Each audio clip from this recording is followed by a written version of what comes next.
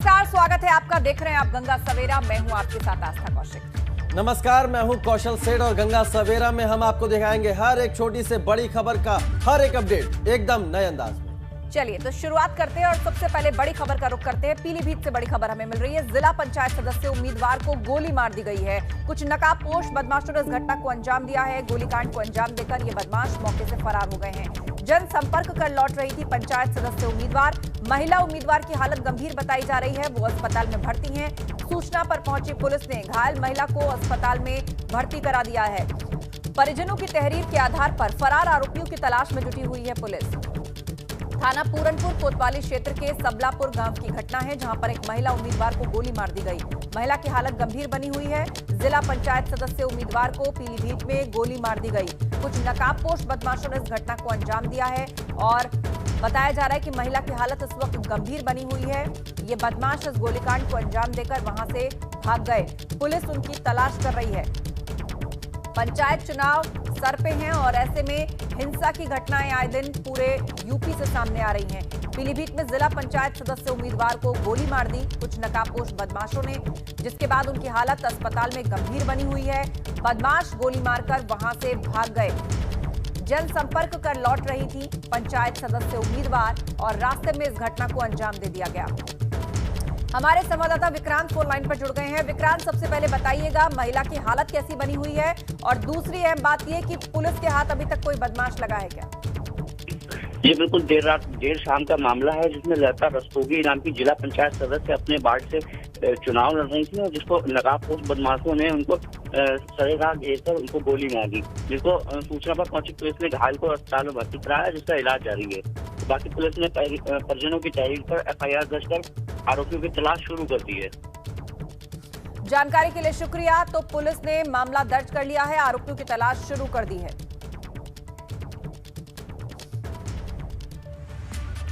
और बात कर लेते हैं बाराबंकी की, जहां बाउंड्री वॉल को लेकर पथराव हो गया और इस दौरान भारी पुलिस फोर्स मौके पर मौजूद रही। बाउंड्री वॉल बनाने को लेकर विवाद हुआ था। सूचना पुलिस को मिली, पुलिस मौके पर पहुंची और विवाद जो हो रहा था उस पर काबू पाने की कोशिश की गई। तहसील रामसनेही घाट जाने वाले रास्ते पर आवाजाही को बंद कर दिया गया है। बाउंड्री वॉल बनाने को लेकर विवाद हुआ और इस विवाद में पथराव हुआ। पथराव की तस्वीरें आपको दिखा रहे हैं। पुलिस को सूचना मिली तो पुलिस भी मौके पर पहुंची और हालात को काबू किया। भारी संख्या में पुलिस फोर्स तैनात है। बाराबंकी की ये तस्वीरें हैं। दो तस्वीरों के जरिए इस खबर को हम आपको समझा रहे हैं। एक तस्वीर में हम आपको दिखा रहे हैं किस तरह से पथराव हुआ है और दूसरी तस्वीर पुलिस ने जो हालात पर नियंत्रण किया है।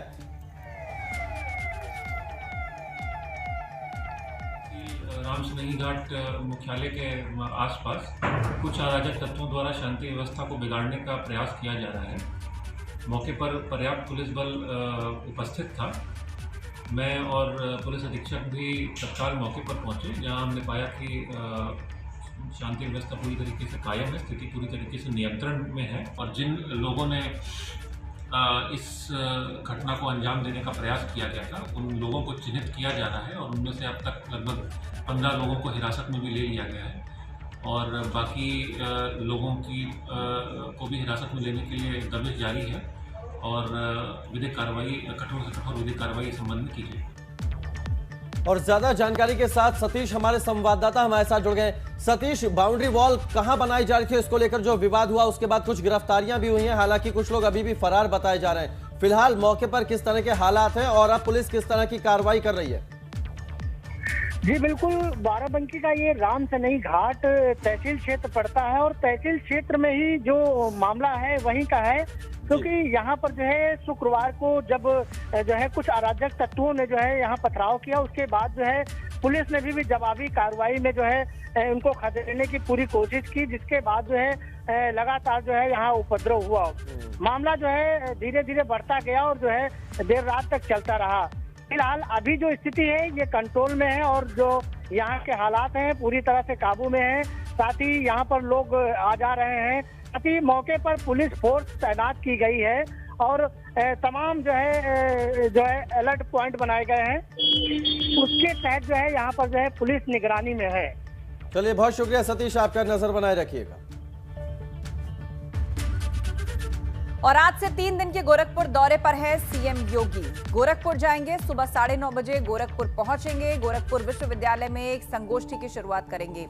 नाथ पंथ का वैश्विक प्रदेय, इस विषय पर 3 दिन तक यहां संगोष्ठी चलने वाली है।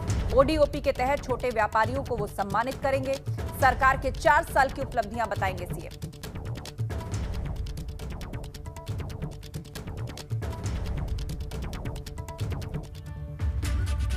और लखनऊ से बड़ी खबर आ रही है, जहां योगी सरकार के 4 साल पर हफ्ते भर कार्यक्रम चलेंगे। 403 विधानसभा में पंचायत चुनाव को लेकर बीजेपी कार्यक्रम करेगी। जहां बीजेपी एमएलए नहीं है, वहां एमपी और एमएलसी कार्यक्रम में शामिल होंगे। 21 मार्च को किसानों के बीच जाएंगे बीजेपी के जनप्रतिनिधि और 826 ब्लॉक में ये कार्यक्रम होंगे। तो पंचायत चुनाव सर पर है। ऐसे में 4 साल जो उत्तर प्रदेश सरकार के हुए हैं, उसको लेकर अलग अलग विधानसभाओं में बीजेपी के जो नेता हैं, जो विधायक हैं, एमएलसी हैं, वो कार्यक्रम करेंगे और जनता के बीच जाएंगे। और सीधे अब आपको ले चलते हैं, हमारे संवाददाता अनुभव शुक्ला हमारे साथ लाइव जुड़ रहे हैं। अनुभव, जिस तरीके से अभियान की शुरुआत करी व्यापक तौर पर बीजेपी, बहुत जल्दी पंचायत चुनाव का ऐलान हो जाएगा, विधानसभा चुनाव सर पे हैं, तो ऐसे में मतलब रोड मैप बन करके तैयार है कि कहां विधायक, जहां नहीं विधायक हैं वहां एमएलसी या फिर सांसद, वो इस कार्यक्रम को करेंगे, सरकार के कामकाज को जन जन तक पहुंचाएंगे। और किस तरह इसकी शुरुआत की जाएगी, कहां से इसकी शुरुआत की जाएगी? देखिए, बिल्कुल कल सरकार के जिस तरीके से 4 साल पूरे हुए हैं, बीजेपी पूरा बिल्कुल हम कहें तो उसने कैंपेन शुरू कर दिया है। पहले उसने पंचायत चुनाव के लिए जो ग्राम पंचायतें हैं वहाँ पर एक चौपाल लगाई। फिर उसके बाद जब सरकार के अब 4 साल पूरे हो गए तो 8 दिनों का एक कार्यक्रम जारी किया गया है।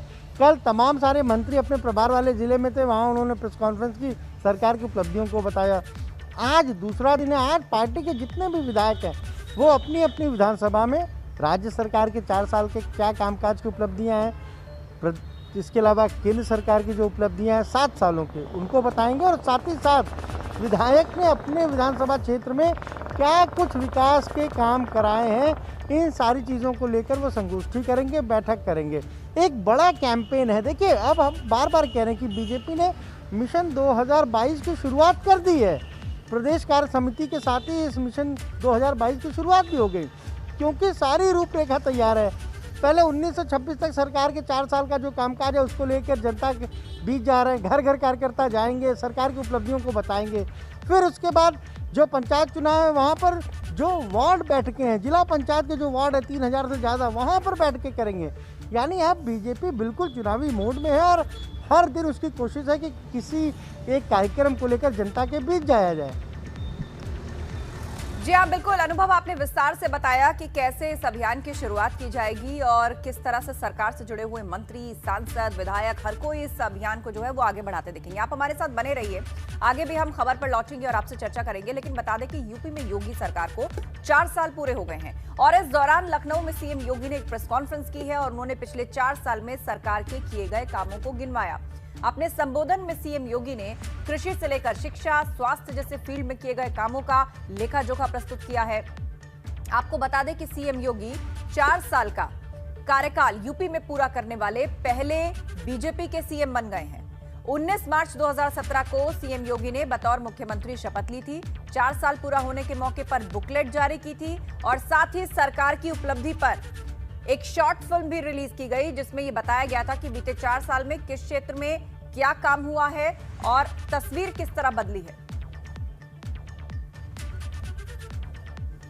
स्वच्छ भारत मिशन जो देश के अंदर दुनिया का सबसे बड़ा एक अभियान था, जिसने प्रत्येक नागरिक के जीवन में व्यापक परिवर्तन करने के साथ ही नारी गरिमा का भी जो प्रतीक बना, इसने व्यापक परिवर्तन का कारण, सबसे बड़ी चुनौती इस मार्ग में उत्तर प्रदेश था। उत्तर प्रदेश ने 2017 से जो कार्य प्रारंभ किया, 2,61,00,000 से अधिक शौचालयों का निर्माण करके देश के अंदर प्रथम स्थान भी प्राप्त किया।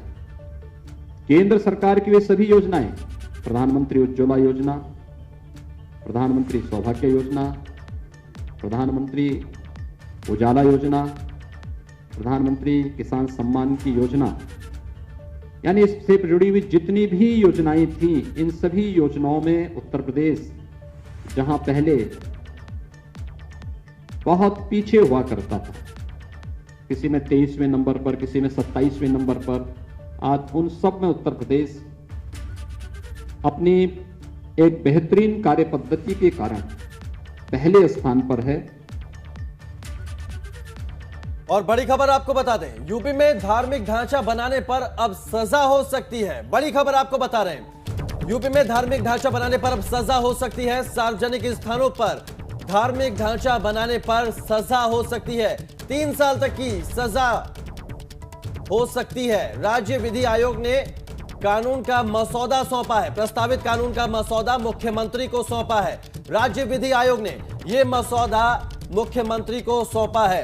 तो बड़ी खबर आपको बता रहे हैं, यूपी में धार्मिक ढांचा बनाने पर अब सजा हो सकती है। अनुभव हमारे संवाददाता हमारे साथ जुड़ गए हैं। अनुभव, क्या कुछ इस मसौदे में है जो विधि ने मुख्यमंत्री को जो सौंपा गया है मसौदा कानून का, राज्य विधि आयोग ने जो सौंपा है उसमें क्या कुछ दलीलें दी गई हैं? और अनुभव, बड़ी बात यह कि हाल ही में जो राज्य सरकार ने ड्राइव चलाई थी कि सड़क किनारे या फिर जो अवैध जमीन पर कब्जा करके लोग अपनी इबादतगाह या फिर देवालय बना लेते हैं, सरकारी जमीन पर कब्जे हो जाते हैं, तो क्या इसको उसी से जोड़कर देखना चाहिए कि अब इसके लिए सजा का प्रावधान लाने जा रही है सरकार?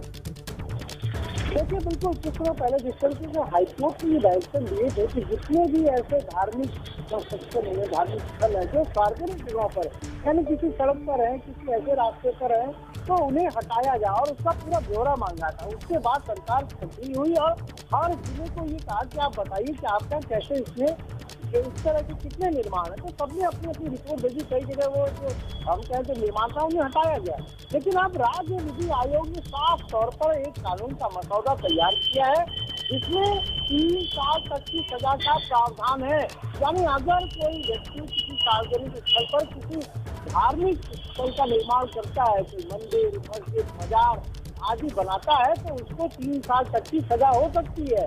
और इसमें देखिए मध्य प्रदेश है और इसके अलावा राजस्थान है जहां पर इसको लेकर पहले से कानून है।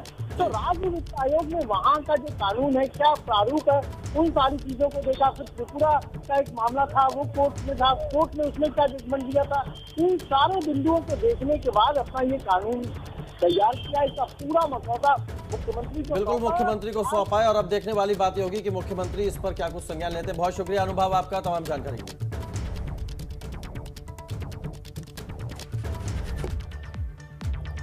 तो इसी खबर के साथ रुक कर लेते हैं पूर्वांचल की कुछ खबरों का फटाफट अंदाज में। चलिए शुरू करते हैं।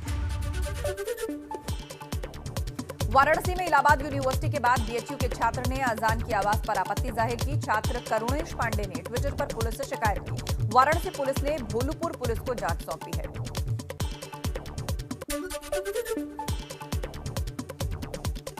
योगी सरकार के 4 साल पूरे होने पर भदोही में किया गया भव्य आयोजन। समारोह में यूपी सरकार के मंत्री जयप्रकाश निषाद ने सैकड़ों गरीबों को लोन, दिव्यांगों को ट्राईसाइकिल, स्कूली छात्राओं को साइकिल, किसानों को ट्रैक्टर बांटे। यूपी के राज्य मंत्री और गाजीपुर जिले के प्रभारी मंत्री आनंद स्वरूप शुक्ला ने मुख्तार अंसारी पर तंज कसा। कहा, पंजाब जेल में बंद बकरे की अम्मा कब तक खैर मनाएगी। यूपी में योगी आदित्यनाथ की सरकार को 4 साल पूरे होने पर गोरखपुर के एनेक्सी भवन में कार्यक्रम का आयोजन किया गया। कार्यक्रम में पहुंचे सांसद रवि किशन ने सभी से घर घर दीप जलाने की अपील की।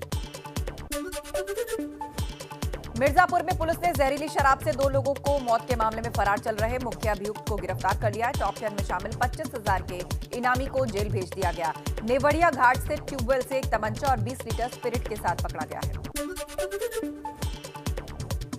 कुशीनगर में पुलिस के हाथ लगी बड़ी सफलता। अंतरराज्यीय वाहन चोर गैंग का पर्दाफाश किया पुलिस ने। गिरोह के 3 सदस्यों को गिरफ्तार किया। चोरी के 2 ट्रैक्टर और 2 तमंचे बरामद।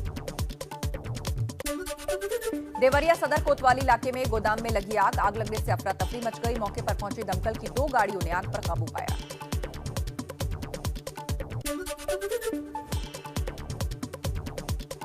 आजमगढ़ के थाना बिल्लरीगंज पुलिस ने टॉप 10 अपराधी को किया गिरफ्तार। अपराधी के पास से अवैध तमंचा और प्रतिबंधित कारतूस बरामद किए। पुलिस को लंबे वक्त से इसकी तलाश थी।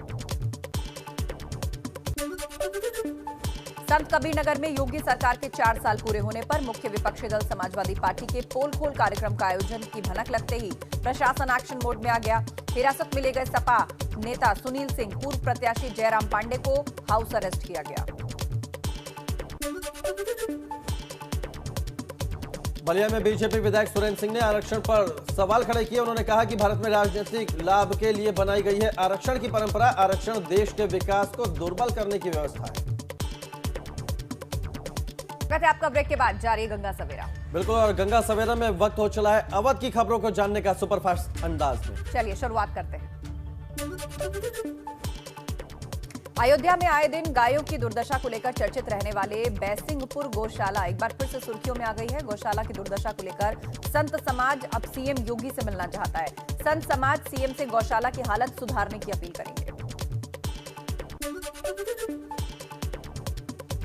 सरकार के 4 साल पूरा होने पर सीएम योगी ने लखनऊ के लोक भवन में प्रेस कॉन्फ्रेंस कर सरकार की उपलब्धियां गिनाई। सीएम ने कहा कि 4 सालों में रिफॉर्म, परफॉर्म और ट्रांसफॉर्म करने का काम उनकी सरकार ने किया है। सीएम ने कहा कि ये नए भारत का नया यूपी है। बाराबंकी में 4 लोगों पर लगा 16 साल की लड़की से गैंगरेप का आरोप। परिजनों का आरोप, शिकायत लेकर जाने पर पुलिस ने भगाया। 2 आरोपी हिरासत में, 2 की तलाश जारी।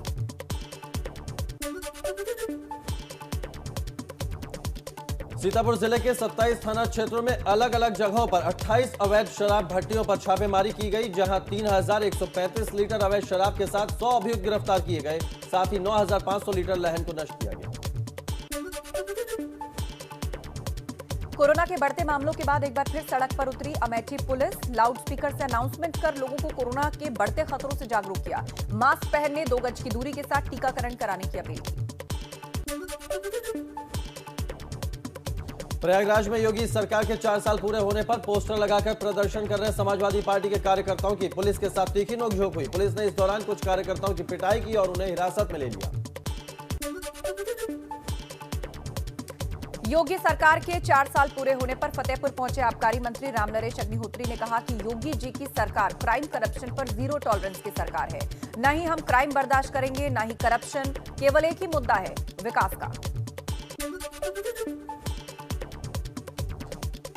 कौशाम्बी में तालाब में डूबे युवक का 48 घंटे बाद भी नहीं चल सका पता। नाराज ग्रामीणों ने भरवारी कोखराज मार्ग पर जाम लगाया। ग्रामीणों ने पुलिस पर लापरवाही का आरोप लगाया। नशे में धुत युवक बुधवार की रात तालाब में गिर गया।